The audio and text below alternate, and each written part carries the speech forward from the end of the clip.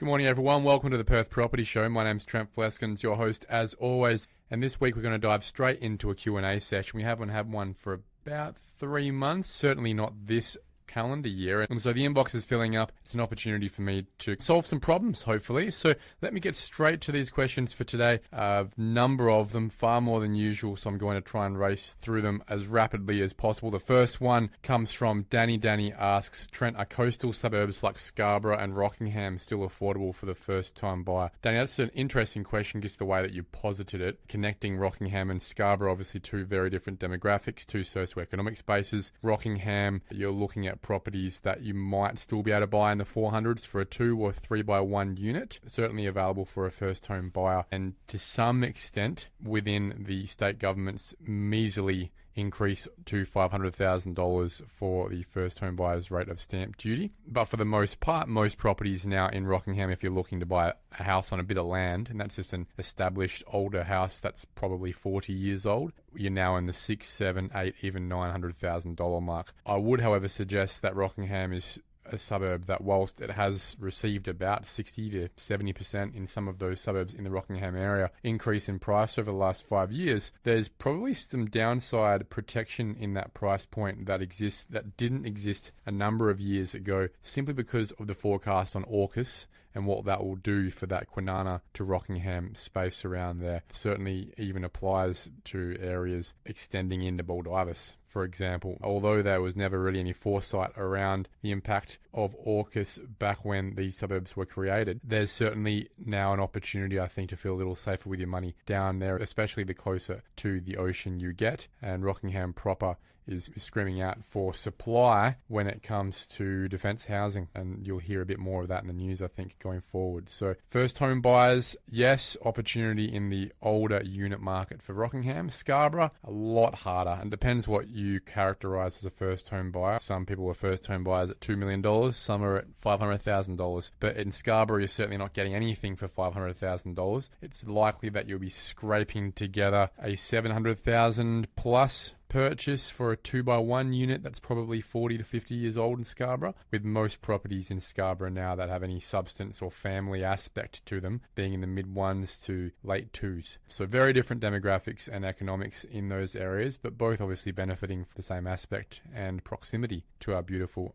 ocean. Thanks for that, Danny. Next question. Is it better to buy established homes or build new ones in Perth given current construction delays? Cheers for that. Jared, it's an interesting question because I think it depends on what your priorities are. If you're looking from an investment point of view, then certainly larger land component that has an established house that you're not paying new prices for is the way to go. It's the way that I've always gone when I was purchasing residential property to build up my portfolio in the early days. However, if you're looking to bring a family up, be in a nice new area with great parks and new schools and all the kids growing up with kids their age, then certainly there's a lifestyle aspect for that first home buyer who's looking to have that Australian dream life as well. It really depends on your priorities. If it's money making and investing and making smarter financial decisions, it's definitely the established older house. Let's say it's a Greenwood or it's a Belmont or a Willagee or Coolbellup in days gone by. But if it's more about lifestyle, then a lot of people are going for those urban fringe suburbs. If I was going to go for an urban fringe suburb and I wanted a new property in a new suburb, it would be one as closest to the ocean as possible, and that would probably end up having to be something in the northern suburbs then around Alkimos, Eglinton, Yanchep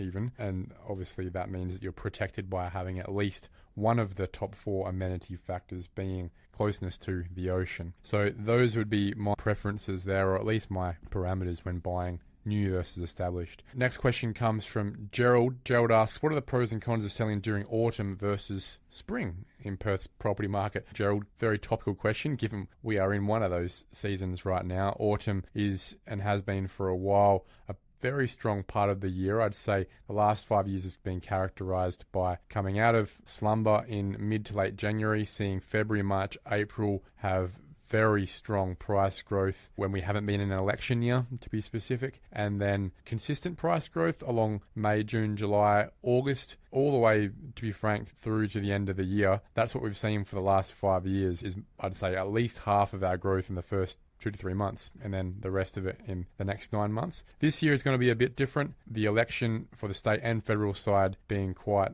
a distraction, I think, to most people's investment decisions. A lot of people sitting on their hands right now, and so I expect the second half of this year to see more price growth than the first half. The first quarter having seen around 1.5% growth at the moment. Now, spring generally is called spring selling season for a reason. It means more people bringing their property to market, and when there's more supply on a market in any given day, there's less pressure on prices. Whilst people do like to advertise that's a great time to be in the market, it's probably a more feverish time for the sellers, and the buyers have a bit more choice. And we saw that last year, especially, where buyers started to finally take their foot off the FOMO accelerator and start thinking a little bit more critically, with supply going from 3,500 properties to about 5,500, dropping back down to under 5,000 over Christmas, which is where we are, around that 5,000 mark going in through April in 2025. Next question comes from Lisa. Lisa asks, which suburbs offer the best rental yields for investors targeting FIFO workers? Well, that's an interesting one, Lisa. The rental yields really have changed over the last few years, and you have to obviously factor, therefore, proximity to the airport. Over the last couple of years, those yields really have been jump out of the airport into an Uber, go down Tonkin Highway, and you're in Gosnells, Maddington, Camillo, Armidale region. That has obviously squared off a bit, where yields were at 6.5%. They're back now down to 4.5%, which is about where you'd expect, and that's because prices have just grown so much, and eventually rents have started to taper off as tenants just can't afford anymore, even though prices keep going up on the sales side. My pick actually for the longer term would be around that High Wycombe Forestfield area, and even Redcliffe. The ability to really just ride your bike from the train station would be my pick for those FIFO workers. Unless you're thinking of going even further abroad and looking in areas like Bustleton, for example, I think there's a scope there for a lot of FIFO workers working hard up north and then wanting a little bit of the quiet time and the quiet life from Bustleton as well, with a lot of mining companies now offering that flight as well. Thanks for that. Lucy asks the next question. Lucy says, how can investors capitalize on Perth's growing demand for short-term rentals like Airbnb properties? Interesting one, Lucy. There is a thought process there that granny flats, especially mod homes, with John Kerry's planning reforms over the last year, making that more accessible, would be an option. I would say that Airbnb is the only way that I would justify paying the $200-something thousand at least for a granny flat in the first place. You'd want to be able to net a good $1,000 a week, I'd say. So if you're going to have a granny flat, it needs to be an area people are going to want to live, a good walk score, so it'd be somewhere very close to an activity centre, the city, these sort of areas. Or it's down south where you would see that opportunity of Airbnbs more prevalent just for the Perth weekend trip. So that would be the first side, a granny flat somewhere in the backyard in a good area near an activity centre. The next would simply be, and I hate to say this because I'm not a fan of it, just converting your house, if you are in an area that is close to an activity centre, into an Airbnb. If you're making $800 a week in, let's say it's a North Perth or an East Perth, something like that, you're probably doubling or tripling that in a good area with an Airbnb. You're just having to manage it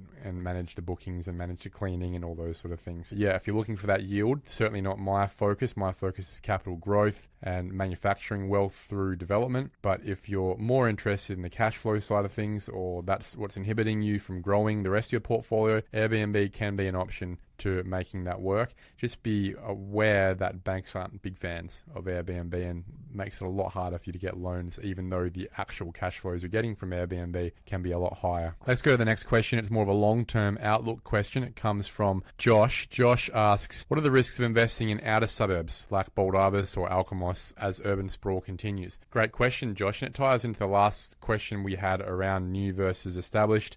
We've seen a bit of a counter-logical cycle in the last few years in the price growth space of urban fringes, simply because the replacement cost of houses has gone up by 60 to 70%, and given most of those houses on the urban fringe are mainly made up of house value rather than land value, that's what's driven such growth in those areas, because the amenity hasn't changed, it hasn't gotten any better. People aren't choosing those areas because they're nicer than they used to be, simply because it's too expensive to build in a lot of cases, and so people are ratcheting up the price of established properties that are 1 to 10 years old there. But fundamentally, when you take away the inflation part of the price growth in Perth's property market in the last 5 years, it all comes down to amenity and fundamentals. And you will never be able to convince me that a property in Byford has anywhere near the amenity of a property in Cannington or a property in Ferndale or Belmont. And so whilst you can buy a property in Byford now for $800 and something thousand, I'd rather spend that money on a slightly older, slightly smaller maybe property in Cannington that always will have more amenity than something that's 50 minutes by train from the city. At the end of the day, people will always prefer to be closer to the river, the ocean, the city, good schools and good activity centres. And it's hard to argue for those urban sprawl suburbs, with the exception maybe being Ralcamos areas that are obviously close to the ocean, master planned, where Joondalup is really their town centre, only being maybe 15 minutes away in that space. But otherwise, yeah, I struggle with that, and the risks really are that you are investing into a market that is saturated with high loan-to-value ratio owners, saturated with investors who can pull the pin straight away, saturated with tenants, and generally streets with tenants have houses that are looked after them far less than those with owner-occupiers, and also just in lower socioeconomic areas. It's just a fact that most suburbs in the outer rings are housing people with less money and with lower socio-demographic backgrounds. That's not where I want to be putting my money. I want to be the poorest guy in an area that I'm investing my money into most of the time. So always trying to aspire to that next rung along the ladder. Those are the risks. So when the rug comes out from a market at some point in time, people can't afford to pay the mortgage, don't have jobs, people leaving to move to nicer areas, whatever it is, at the end of the day, the sandcastle always falls away. The rug always gets pulled from these places first and hardest, and it takes the longest to support it again. You'll find places like Wembley Downs, for example, never actually dropped in value when every other suburb in Perth nearly was dropping back in the 2016, 2017, 18 era.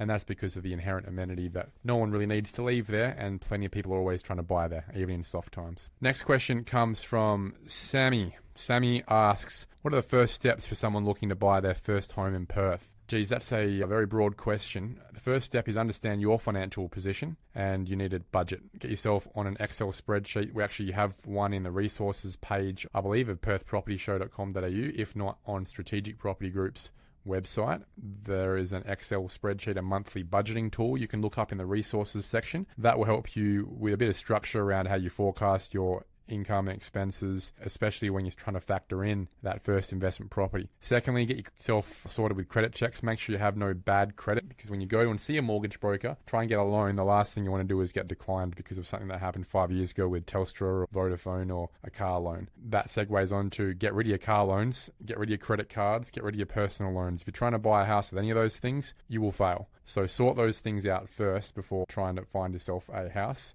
Next would be get an understanding of therefore what your budget is with a broker based on your serviceability, being your income, and proposed income from a rental maybe, as well as your deposit, and talk about what your deposit has to be with your broker, either whether it's a 20%, a 10% or a 5% first home buyer's guarantee scheme, or a guarantor with your parents. One of those is going to be the limiter of what your budget will be. And then once you've got the budget, understand what your strategy needs to be. Is it going to be passive hold? Are you going to be just buying a house? Is it going to be a renovation? Are you going to be buying something for Airbnb? Or are you going to be trying to buy something and eventually do a development or a subdivision and development? All those factors will determine where you are then going to buy and what it is you'll buy in that suburb. And finally, listen to the Perth Property Show. If you haven't listened to the last 330 episodes, all the answers you need to understand what you're doing with your property pathway, your goals, really sits within the last 6 years of knowledge shared on this podcast. So start there. You've got a few weeks worth of hours to listen to. The next question comes from Jackie. Jackie asks, how do I determine how much I can afford to borrow for a home loan in Perth? That's really easy.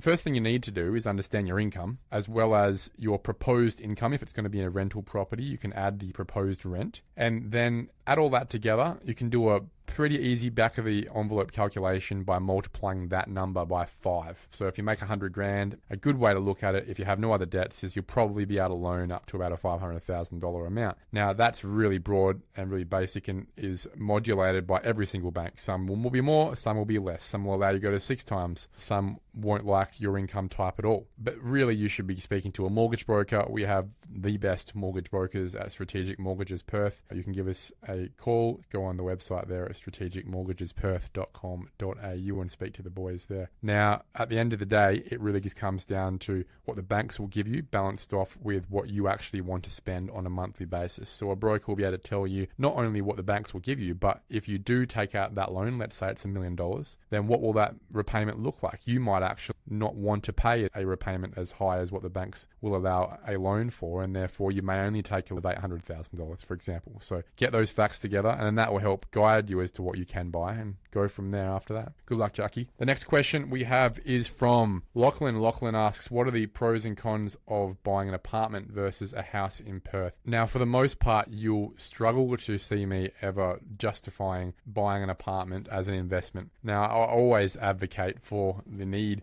for more urban infill, for more apartments to save this city from cost inflation and our grandkids never being able to buy a house, just like in Manhattan or Sydney even in the coming years, if that hasn't already happened. But personally, unfortunately, the reality in Perth still is an observation that apartments often do not grow in value. 1 in 10 apartments that are sold at a lower price than they are bought for, and it's something like 3 in 10 or 4 in 10, I think, in Sydney and Melbourne that sold for lower than they're bought for. So it's a tough one, generally with apartments from a financial perspective, and often it's the lifestyle they offer, closeness to amenities, the walk score, the security, the views, or the simplicity with a maintenance perspective that makes apartments a great lifestyle. I personally have lived in an apartment for 7 years before building the family home down the road, and it's been a great lifestyle, but I've always rented that property simply because it's never been one that I have thought of as a great investment, not only because of strata fees, but also simply because of the market, or because of the reality that land goes up and over time, generally, houses depreciate.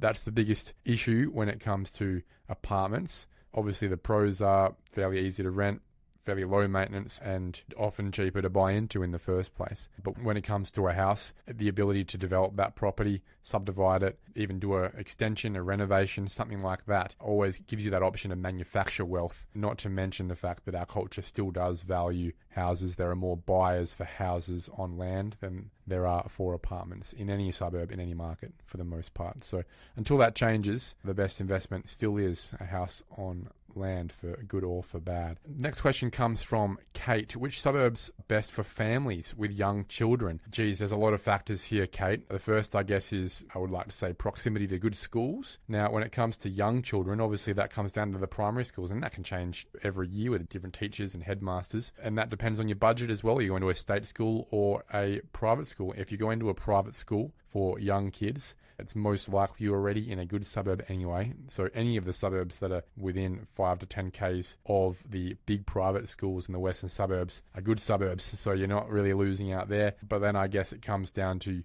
making sure that you're also moving into a house that you might be able to be in for the next 20, 30 years. And so high school becomes a factor too. If I was not getting into those PSA or ultra wealthy private schools that we know exist in Perth, then it would be focusing on being in good intake areas for good state schools in the high school space. And those will be suburbs that sit in the intake areas of Willetton, Ross Moyne, Applecross, Mount Lawley, Churchlands, Piara Waters these days as well. Any of those catchment suburbs is most likely going to be fairly insulated from a downside risk, because there's generally always buyers in good markets and in bad markets looking to buy into those areas simply to get into the school zone itself. Make sure you do your homework.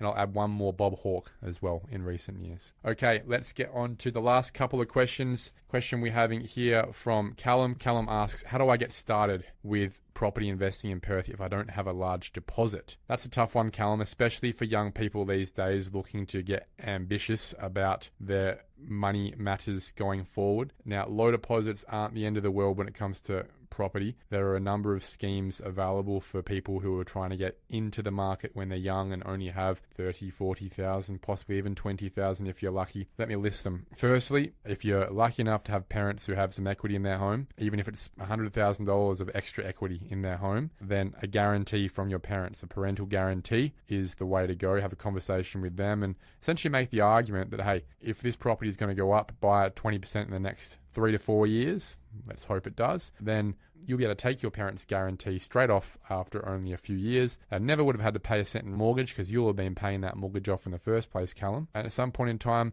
if there's ever an issue with your ability to pay that mortgage, you can move back into home and rent the place out in the first place. The next option would be a first home buyer's guarantee from the federal government that allows you to have a 5% deposit, and the rest of it is securitized, guaranteed by the government. So the government doing a 15% government guarantee, let's call it. You get to then have access to the same banks as everyone else with the same interest rates in that NAB, Commonwealth, Westpac space, I believe, a few other banks that are there as well. You can get a mortgage with those banks directly if you want. If you don't qualify for some reason, maybe it's income for the first home buyer's guarantee scheme. Now, that just means you'll be paying lender's mortgage insurance, and a mortgage broker can help you quantify that amount as a premium that sits on top of your loan for having a loan that's more than 80% of the value of the house. And finally, one that I don't really advocate for because I don't like the scheme, I don't like the organisation generally, but that would be going to Keystart. They allow down to a 2% deposit, but slug you with massive interest rates that make it hard for you to pay off. Now, I have seen people wrangle this and do well out of it, but I also have seen a lot of people struggle with it too, given they're hamstrung with their hand behind their back trying to pay down a loan when they haven't actually even proven they can really save for a deposit in the first place. So it's a tough one for me to recommend that, but those are all the options. One more would be shared equity scheme, an idea where you can buy an apartment or a unit where you buy 70% of it, you have 70% of the equity, and the state government puts in for the other 30%. Now, obviously the downside is you don't own the whole property, but the government's also not kicking you out, and eventually you get a chance to buy that 30% off them if you want to as well. So those are all the ways that you would get in with a low deposit, and to be frank, the quicker you get in the market and learn money management skills and property skills, I don't really see a lot of downside, to be honest, especially in a market like this. And finally, the last question coming from Jeremy: what are the typical costs associated with buying a property in Perth beyond the purchase price?